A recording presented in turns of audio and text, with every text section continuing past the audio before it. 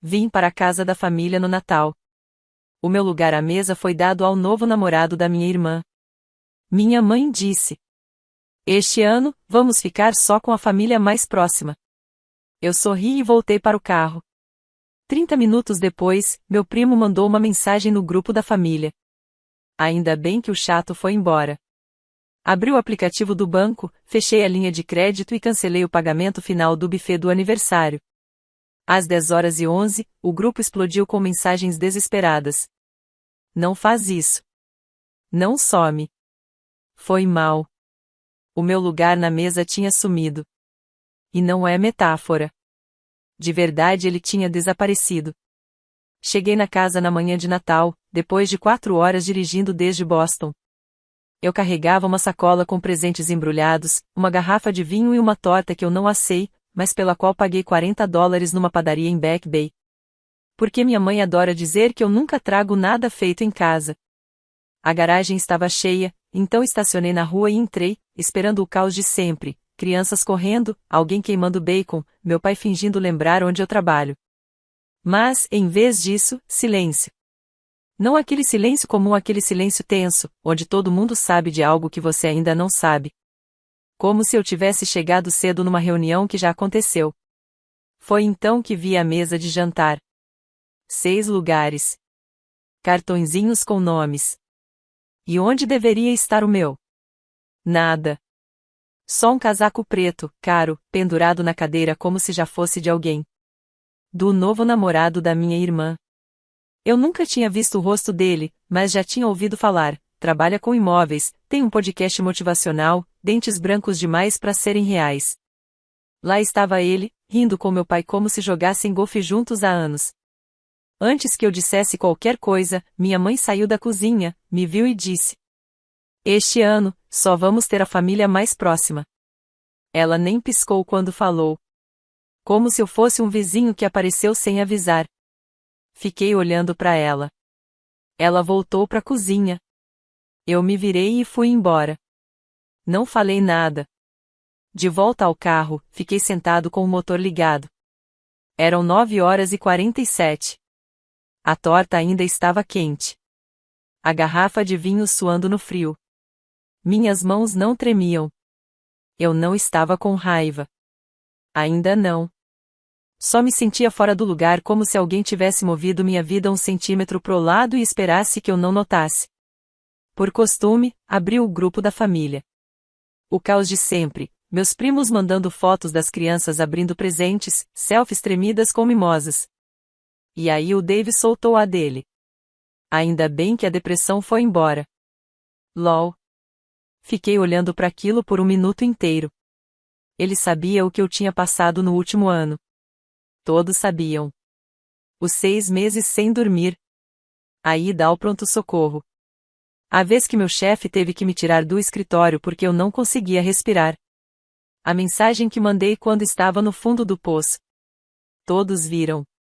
E essa foi a piada. 3 pessoas riram. Uma delas foi a minha mãe. Foi aí que algo estalou. Abri meu aplicativo do banco. A primeira coisa que eliminei foi a transferência automática que pagava a conta de luz dos meus pais. Depois, o pagamento agendado pro fornecedor do buffet do aniversário da minha mãe no mês que vem. Cancelado. O Google Drive compartilhado que eu criei e bancava? Aquele que todos usavam para planejar férias, dividir gastos, organizar viagens? Deletei tudo. Em seguida, fechei a linha de crédito que eles usaram quando o aquecedor quebrou no último inverno. Estava no meu nome. Fui eu que paguei tudo, sem ninguém saber, porque era pela família. Às 10h11, o grupo da família virou um caos. "Thomas, onde você está? Não faz isso. Não nos ignore. Isso é imaturo. Sua mãe está chorando." Nenhum pedido de desculpas. Nenhuma explicação. Só pânico. Porque o plano B deles contar comigo tinha ido embora. Eu não respondi. Coloquei o celular no porta-luvas e dirigi até um restaurante a 20 minutos dali. Pedi ovos, não comi. Fiquei lá, só pensando. Eles ainda não sabiam o que eu sabia. O Dave. Os filhos dele. A história da toalha. A filha dele se encolhendo quando ele se mexia rápido demais. Tia Meredith me ligou chorando. Me pediu para manter tudo entre a gente. Disse que foi só um dia ruim. Que ele não queria machucar ninguém. Que nem foi uma agressão, foi só uma toalha, só estresse. Ela disse que denunciar isso destruiria a família. Mas aqui está a verdade, eu não faço mais parte da família. Foi isso que me disseram hoje de manhã. Então agora, estou livre. E o próximo passo é meu. Quando voltei pro motel naquela tarde, tinham tentado me ligar 7 vezes. Minha irmã, 2. Uma delas foi minha mãe, logo depois de o Dave postar mais uma indireta passivo-agressiva no grupo. Espero que todos estejam curtindo o drama. Feliz Natal. Alguém reagiu com um coração. Eu não respondi nenhuma das mensagens. Pedi comida chinesa. Sentei na cama, deixei a TV ligada num programa de competição culinária. Não comi um só pedaço. Só conseguia pensar na toalha. Foi há 2 semanas, numa terça-noite. Tia Meredith me ligou do nada, chorando tanto que mal conseguia falar. Disse que o Dave tinha surtado. O filho mais novo derramou suco no laptop dele. Ele estava bêbado. Pegou uma toalha e girou com força. Acertou o braço dela. Deixou uma marca vermelha na hora. Não foi a primeira vez, ela disse. E nem foi a pior. A criança mais velha começou a trancar a porta do quarto à noite.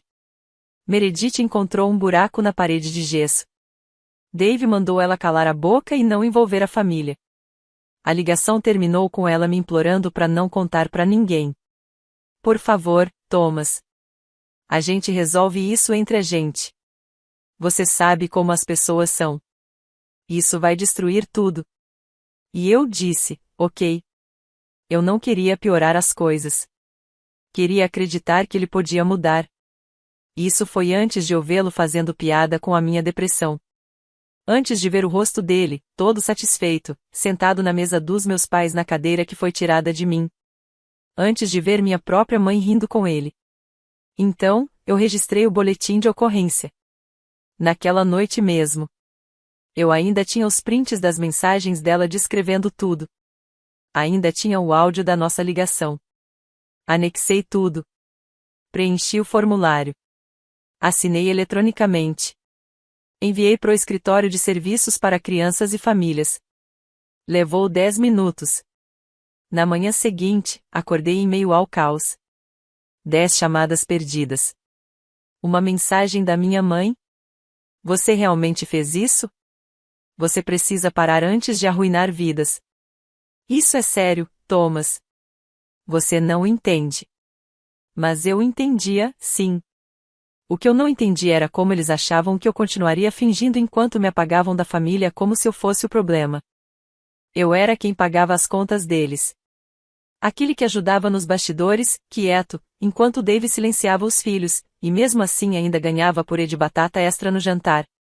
Minha mãe tentou ligar de novo naquela noite. Eu não atendi. Minha irmã mandou mensagem. Isso era mesmo necessário? Respondi com 2 palavras. Você começou. No fim do dia, também cancelei a contribuição do plano de poupança universitária que eu mantinha pro meu sobrinho. 7 anos. Eu gostava dele. Mas ele tinha um pai que agora achava engraçado fazer piada sobre suicídio. Deixa ele cuidar disso. Tia Meredith ligou na manhã seguinte. Eu atendi. Ela perguntou se eu tinha feito a denúncia. Eu disse que sim. Ela me implorou para não falar com mais ninguém. Perguntei por quê. Ela disse que não queria que a família se desintegrasse. Eu disse a ela que isso já tinha acontecido. Eu não estava tentando destruir ninguém. Só estava cansado de fingir que ainda valia a pena manter de pé. Eles podiam ficar com a mesa. Eu tinha acabado de virá-la.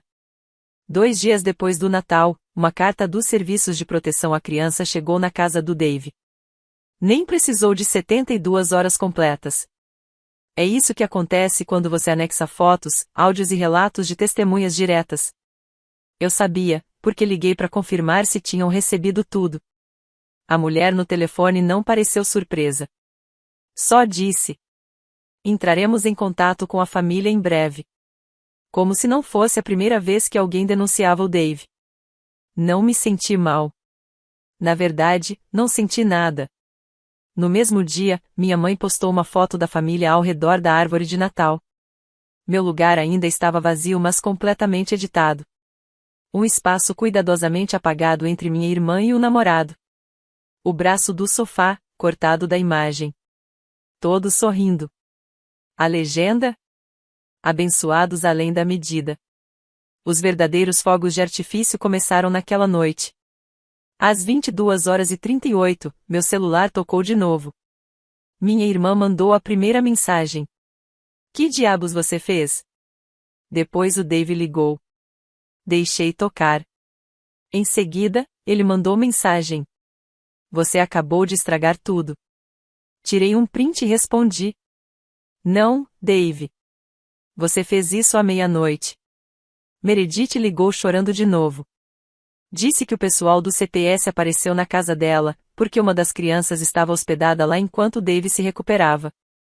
Parece que ele gritou com a assistente social. Disse que foi um mal-entendido. Tentou culpar o videogame pelo hematoma. Mas a filha mais velha não o defendeu. Meredith estava apavorada. Disse que a menina perguntou: eles vão me levar embora? Perguntei a ela. Isso soa como algo que uma criança diria, por causa de um videogame? Ela não respondeu. No dia seguinte, meu pai finalmente ligou. Não para pedir desculpas. Não para perguntar como eu estava. Ele começou com essa. Você acha que isso faz de você um herói? Eu ri. De verdade. Alto. Disse para ele que eu nem queria ser nada. Ele então começou a reclamar. Disse que eu envergonhei a família. Que roupa suja se lava em casa. Que o Dave estava passando por muita pressão. Perguntei onde estava toda essa energia quando eu estava tendo ataques de pânico e ninguém foi me visitar. Quando eu estava a uma mensagem de distância de um frasco de comprimidos e ninguém ligou. Quando eu paguei o imposto da casa dele no ano passado, sem dizer uma palavra. Ele ficou em silêncio por um instante. Então disse as palavras que eu já sabia que viriam. Se você não consertar isso, não será mais bem-vindo aqui. Eu disse. Você já tomou essa decisão na manhã de Natal. E desliguei. Naquela noite, escrevi um e-mail para o consultor financeiro com quem trabalhei por anos, o mesmo que me ajudou a montar um fundo fiduciário para os meus pais, destinado a ser usado quando completassem 70 anos.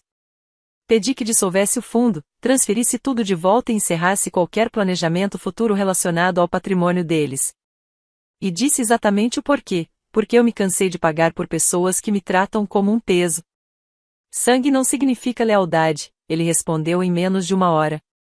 Disse que entendia. Na manhã seguinte, minha mãe me mandou uma foto por mensagem. Era da cozinha. Os remédios do meu pai estavam espalhados no balcão. A mensagem dizia: vamos perder tudo. É isso que você quer? Não respondi. Porque ela estava errada. Eles não perderam tudo. Eles só me perderam. O ano novo chegou como um rojão mudo. Só percebi que tinha passado quando vi fogos à distância. Pequenos clarões sobre um lago congelado, entre os pinheiros. Eu estava em uma cabana de um cômodo, num pedaço de terra no interior de New Hampshire, perto do lago Winnipesaukee. Sem Wi-Fi. Sem encanamento. Tinha um fogão a lenha, uma cama e uma pá. Era exatamente o que eu queria. Sem barulho. Sem gente. Sem família. Encontrei a cabana através de um cara que conheci numa loja de equipamentos no ano passado. Ele era bombeiro. Agora vivia fora do sistema e alugava cabanas para pessoas que queriam sumir por um tempo. Paguei em dinheiro. Sem documento. Sem perguntas. Quando disse que só queria desaparecer um pouco, ele nem piscou. Nos 3 primeiros dias, não toquei no celular. Caminhei por horas pela floresta. Escalei colinas congeladas com raquetes de neve que me deram bolhas. Cortei lenha até meus braços falharem. Vivi de aveia instantânea e café preto. Parei de pensar no grupo de mensagens. Parei de pensar na cadeira vazia na mesa. Parei de pensar no fato de que eu era sempre a pessoa para quem todos ligavam quando algo quebrava, quando as contas se empilhavam, quando alguém precisava de dinheiro só por um tempinho. No quarto dia, dormi melhor do que em anos. Sem sonhos. Só escuridão.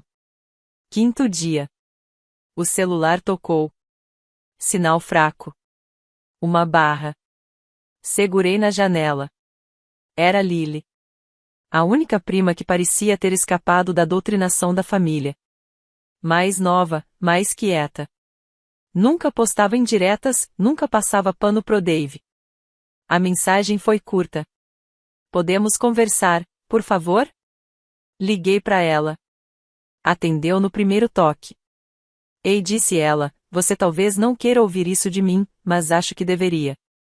Eu escutei. Lá fora nevava daquele jeito calmo, silencioso, de neve que só faz som quando cai. Ela contou tudo. Dave perdeu o emprego. O CPS já tinha ido à casa 2 vezes. A filha mais velha falou. Disse que aconteceram outras vezes. No plural. Disse que viu a irmãzinha ser empurrada contra a parede durante uma briga por causa de pasta de dente. Ela descreveu hematomas. Gritos. Disse que se trancava no quarto à noite. As 2 meninas foram retiradas de casa temporariamente. A situação não era boa pro Dave. Agora estavam com Lily e a namorada dela. Pela primeira vez em anos, estavam seguras. E a família estava implodindo. Meredith estava à beira de um colapso. Minha irmã desativou o Instagram depois que começaram a surgir perguntas. Parece que minha mãe até ligou pro CPS tentando esclarecer as coisas. Mas já era tarde. A investigação agora tinha vida própria. E aí Lily disse algo que me congelou mais do que o vento lá fora. Estão todos culpando você. Não o Dave. Não a Meredith. Não os anos de silêncio. Você. Meu? Falei, incrédulo. Inacreditável, né? Ela disse. Mas é exatamente o que eu esperava. E é por isso que estou te ligando. Sua mãe contou pra vovó que você encerrou o fundo, e o papai ouviu. Agora tá todo mundo surtando. Estão dizendo que você destruiu a situação financeira da família. Eu quase ri. As mesmas pessoas que se sentaram à mesa sem mim. Que disseram que eu não era da família próxima enquanto entregavam meu lugar a um sujeito que mal conheciam. Agora queriam que eu voltasse e salvasse todos eles. Lily ficou em silêncio por um tempo. Depois disse. Eles estão com medo de você agora. Foi estranho ouvir isso, mas eu entendi o que ela queria dizer. Eu não era mais o filho calado que assinava cheques e evitava confusão. Eu me tornei a única pessoa que eles não conseguiam controlar. Eu tinha dinheiro. Tinha informações. E estava cansado de ser útil para quem sempre me viu como descartável. Não falei muito mais. Só disse que estava bem. E agradeci por ela estar cuidando das meninas. Antes de desligar, ela falou. Eles vão tentar te atingir. Não deixa. Naquela noite, sentei perto da lareira, olhando fixamente para o fogo, e deixei a raiva vir crua, sem filtro, sem remorso. Pela primeira vez na vida, eu não estava tentando consertar a bagunça de ninguém. Eu não era a rede de segurança. Não era o que doava, o que resolvia, o que absorvia tudo. Eu era livre. Mas a liberdade não é silenciosa. Não é limpa. Ela queima, arranha, empurra você pro que é verdadeiro. Era a hora de voltar. Não para pedir meu lugar de volta. Mas para lembrá-los quem tirou ele de mim, em primeiro lugar. Não avisei ninguém que voltaria. Sem recado dramático. Sem anúncio. Só arrumei minhas coisas, saí da cabana antes do sol nascer e dirigi por 5 horas direto. Não parei para comer. Não coloquei música. Só o silêncio, a neve e uma decisão que ficava mais pesada a cada quilômetro percorrido. Não fui para casa. Fui direto para casa do Dave. Ficava num daqueles condomínios novos, onde todas as caixas de correio são iguais e os vizinhos acenam como se realmente se importassem. A garagem estava vazia. Nenhum carro.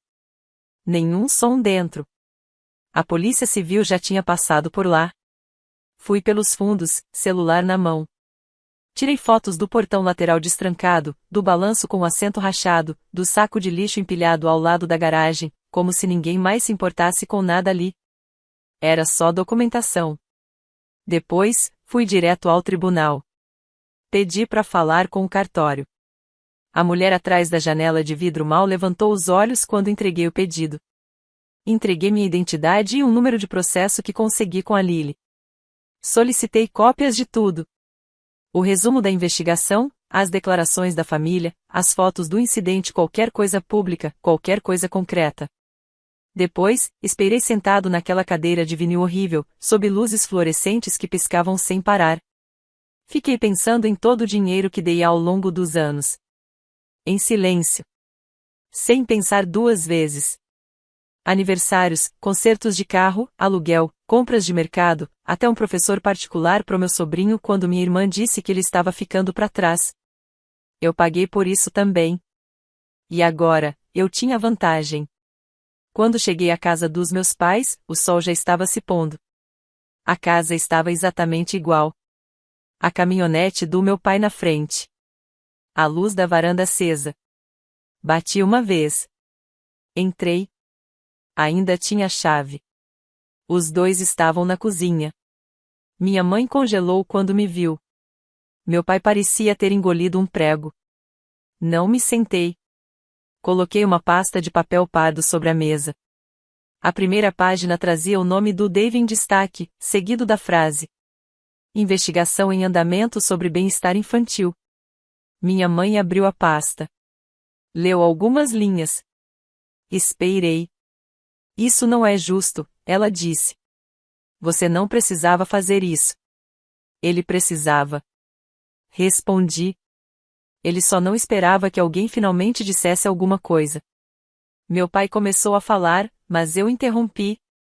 Você me disse que eu não era da família. Que eu não era bem-vindo. Então é assim que vai ser. Listei tudo o que eu havia encerrado. Sem mais pagamentos. Sem transferências de emergência. Sem contribuições para aniversários, feriados, contas ou planos. O fundo acabou. O fundo reserva que eu criei para emergências médicas? Fechado. E expliquei por quê. Em detalhes. Porque família não é só quem compartilha o sangue. É quem aparece quando importa. E quando eu estava no meu pior. Ninguém apareceu. Fizeram piadas. Tiraram fotos. Seguiram em frente. E quando eu finalmente me levantei, eles não estavam prontos pro que eu trazia comigo. Minha mãe chorou. Meu pai não disse uma palavra. Eu saí. E não olhei para trás. Naquela noite, Lily me mandou um vídeo.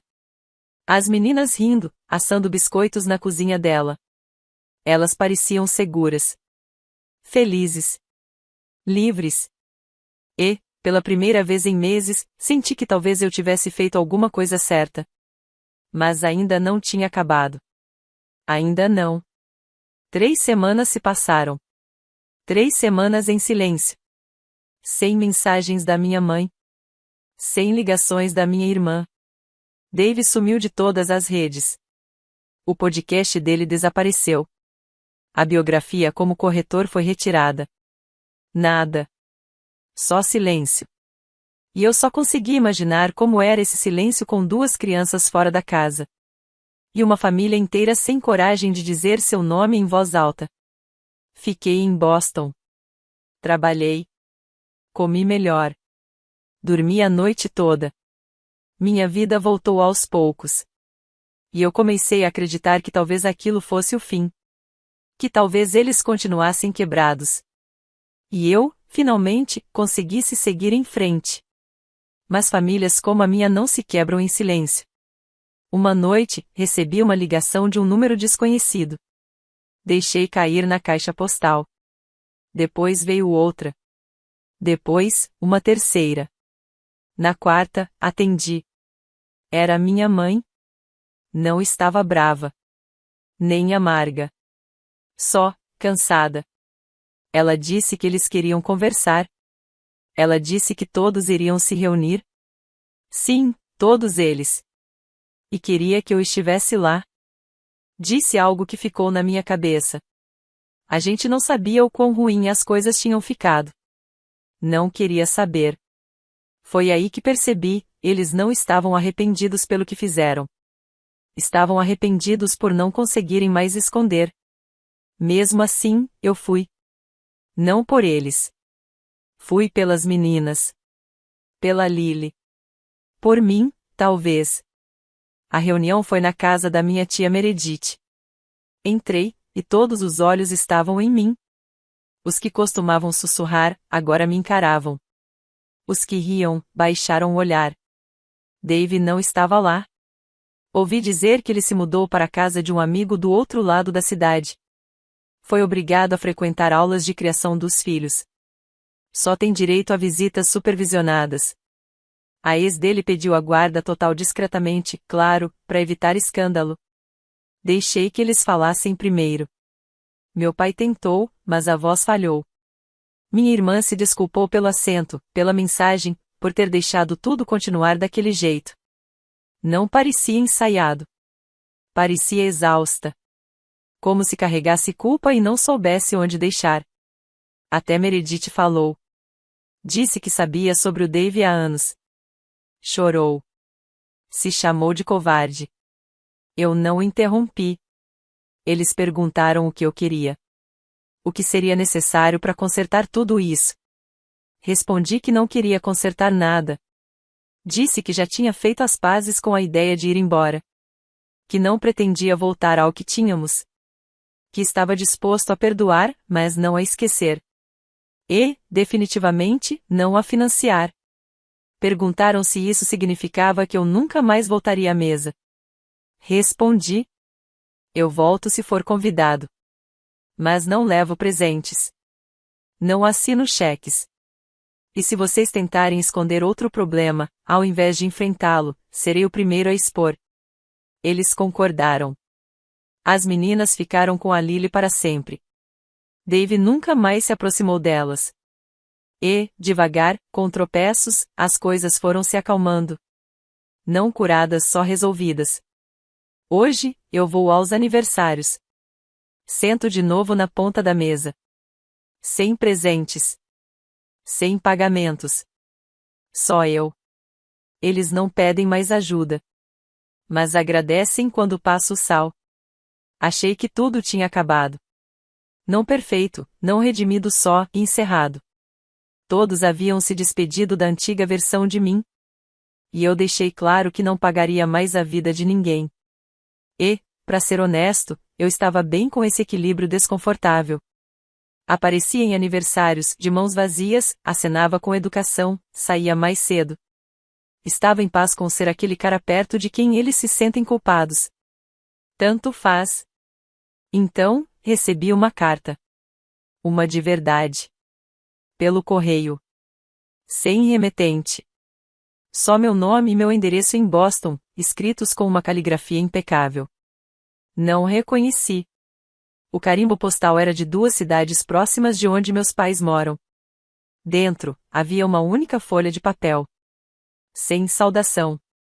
Sem assinatura. Só isso. Verifique as contas do seu pai. Ele não está tão quebrado quanto diz. Pergunte sobre o fundo de reforma. Comece com a transferência de 18 de março de 2023. Li 5 vezes. Eu não mexia nas contas do meu pai desde que fechei tudo.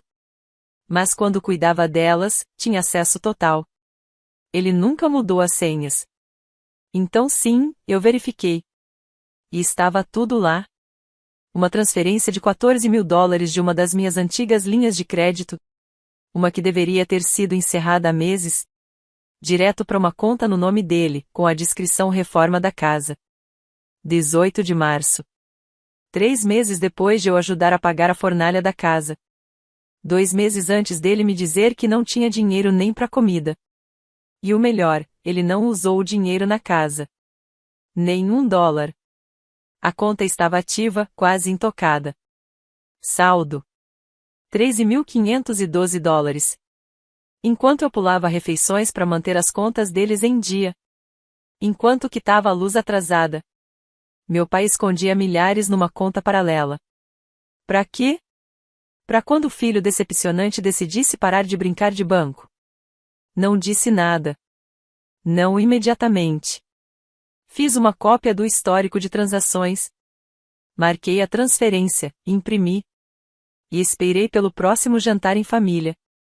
Dessa vez, levei um presente. Só um. Uma cópia emoldurada da transferência. Sem bilhete. Sem explicação. Entreguei para ele na frente de todo mundo e disse: achei que você fosse querer isso para os seus arquivos. Você precisava ver a cara dele. Não disse uma palavra. Ficou ali parado, segurando a comida como se fosse explodir na mão dele. Ninguém mais falou nada. Minha mãe parecia torcer para ser engolida pela terra. E eu? Só me sentei, comi meu jantar e fui embora. Sem sobremesa. Nunca mais me convidaram.